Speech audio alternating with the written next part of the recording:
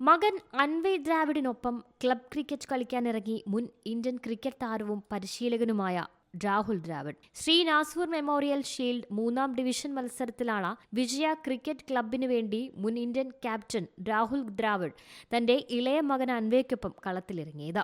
Young lions ക്ലബിനോട് ആദ്യം ബാറ്റിംഗിനിറങ്ങിയ വിജയ cricket club 50 ഓവറിൽ 7 വിക്കറ്റിൽ 345 റൺസാണ് നേടിയത്.